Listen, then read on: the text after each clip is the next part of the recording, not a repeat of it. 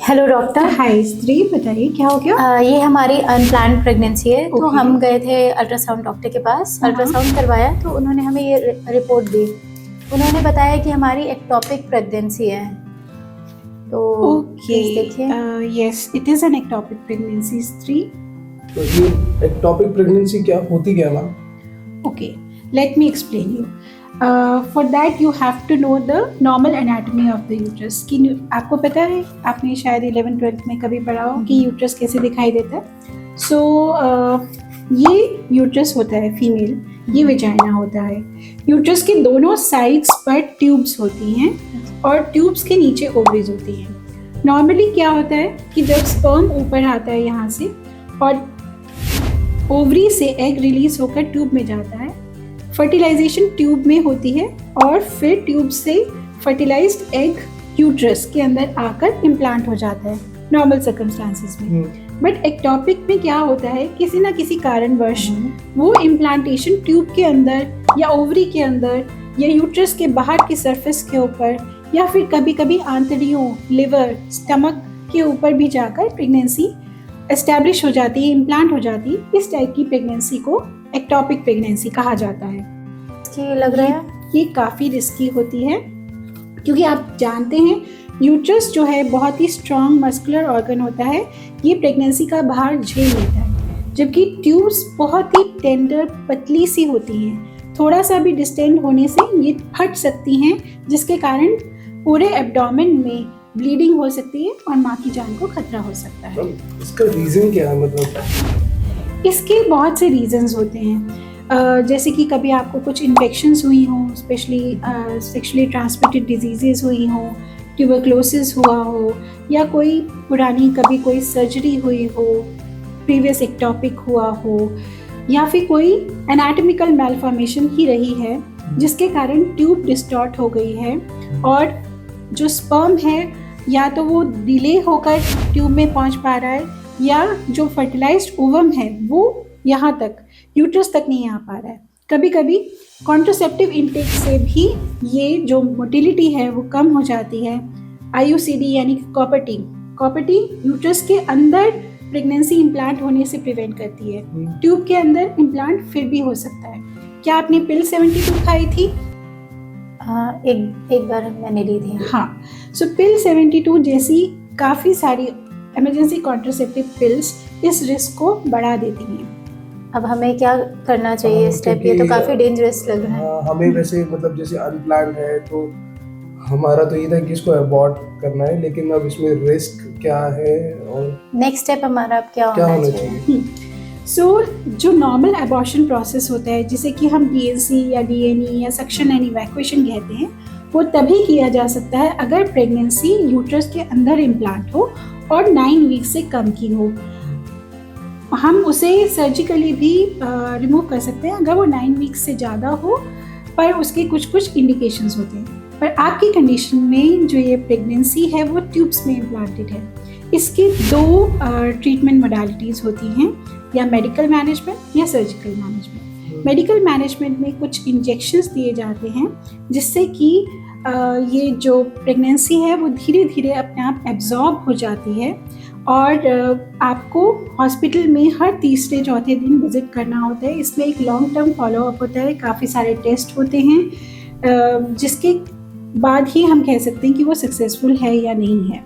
इसके सक्सेसफुल होने के चांसेस डिपेंड करते हैं कि आपका जो एक्टोपिक प्रेगनेंसी है उसका साइज़ कितना है, बच्चे की धड़कन तो नहीं आ चुकी है ऑलरेडी, या फिर बीटा HCG बहुत हाई तो नहीं है। मैम ये ट्यूब से यूट्रस में कब चला जाएगा? हम तब MTP करा लेंगे? नहीं, एक बार अगर प्रेगनेंसी ट्यूब में इम्प्लांट हो चुकी है तो वो उसी जगह पर टिकी रहती है और ग्रो करती है, वो कभी भी यूट्रस में नहीं जाएगी।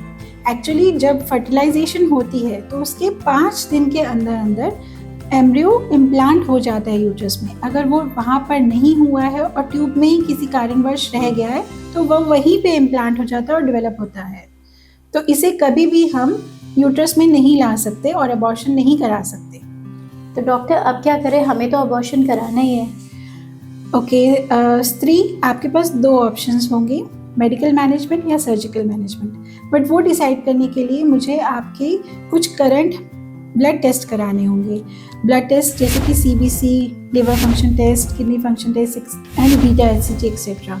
क्योंकि जो दवाइयाँ हम देते हैं उनका बैड इफ़ेक्ट आपके लिवर, किडनी, प्लेटलेट्स पर पड़ सकता है, जिसके कारण हमें हो सकता है कि हम वो इंजेक्शंस, वो दवाइयाँ ना दे पाएँ, या आपका बीटा HCG लेवल बहुत हाई हो जिसके कारण ट्रीटमेंट फेलियर के बहुत हाई चांसेस हों, तो हम वो इंजेक्शंस आपको नहीं दे सकते।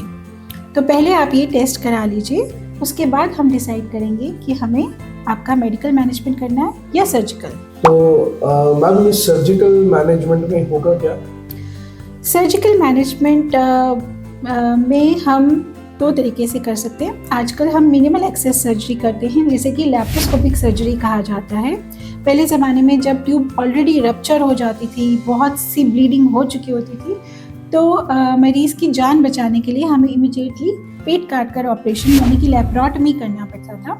आजकल क्योंकि हमारे पास बहुत अच्छे डायग्नोस्टिक टूल्स हैं, तो हम उसे प्रिवेंट कर लेते हैं और की होल यानी कि लैप्रोस्कोपिक सर्जरी करते हैं। इसमें हमारे पास दो ऑप्शन होते हैं। अगर ट्यूब बैडली डैमेज्ड है और हमें लग रहा है कि वो रप्चर कभी भी हो सकती है, या फिर अगली प्रेगनेंसी में एक्टोपिक प्रेगनेंसी होने के बहुत हाई चांसेस हैं, तो हम उस ट्यूब को निकाल देते हैं। इसे कहते हैं सेल्फ इंजेक्टमी। अगर हमें ट्यूब इन जनरल हेल्दी लग रही है और रप्चर के कोई चांसेस नहीं है, तो हम उसके एक पोर्शन को हल्का सा कट करके उस प्रेगनेंसी को स्कूप आउट करके निकाल लेते हैं और ट्यूब को वहीं छोड़ देते हैं हील होने के लिए। इसे हम सेल्पिंगोस्टमी कहते हैं। इसका एडवांटेज ये होता है कि आपके पास दोनों ट्यूब्स रह जाती हैं, जिससे कि आप नेक्स्ट प्रेगनेंसी कर सकते हैं। पर इसका डिसएडवांटेज ये होता है कि कभी कभी हीलिंग के दौरान वो ट्यूब ट्विस्ट हो जाती है, एडहेयर्ड हो जाती है, जिसके कारण रिपीट एक्टोपिक होने के चांसेस हो जाते हैं।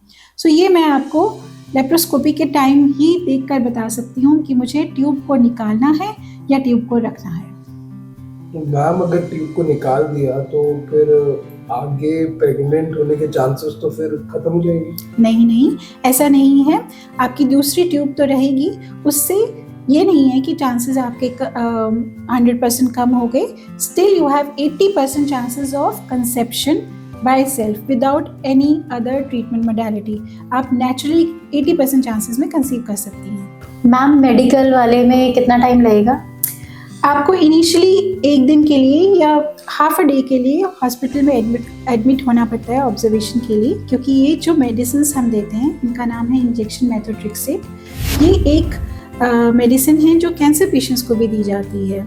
सो ये एक साइटोटॉक्सिक मेडिसिन है, इसे अंडर ऑब्जर्वेशन ही दिया जाता है।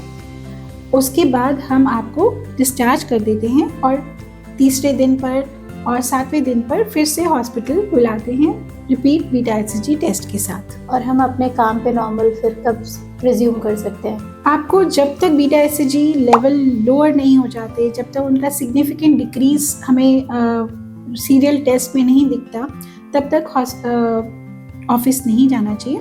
आइडियली 2 वीक्स तो आपको रेस्ट लेना ही चाहिए। उस टाइम पे कुछ प्रिकॉशंस हैं, मतलब क्या प्रिकॉशंस लेने चाहिए? ये इंजेक्शन जैसे कि मैंने बताया एक साइटोटॉक्सिक ड्रग है। इसके दौरान आपको स्मोकिंग, अल्कोहल बिल्कुल नहीं करना, इंटरकोर्स बिल्कुल नहीं होना चाहिए, हैवी वेट लिफ्टिंग बिल्कुल नहीं होनी चाहिए।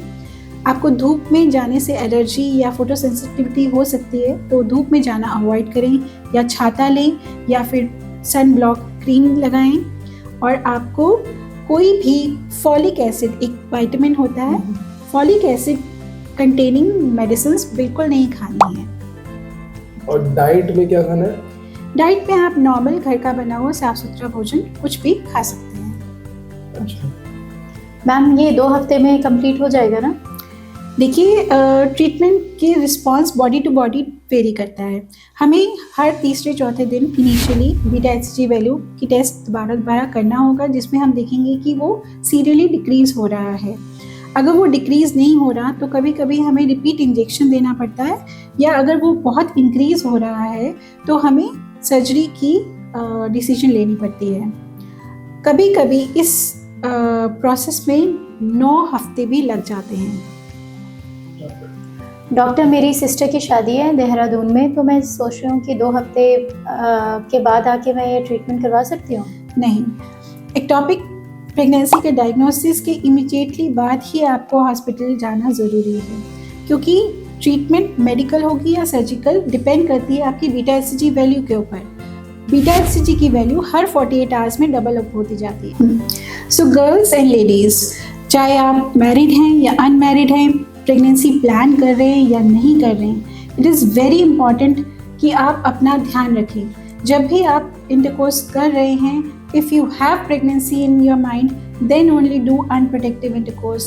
But when you want to prevent the pregnancy, then say no to sex without any precautions. Tell your guy that it is a must.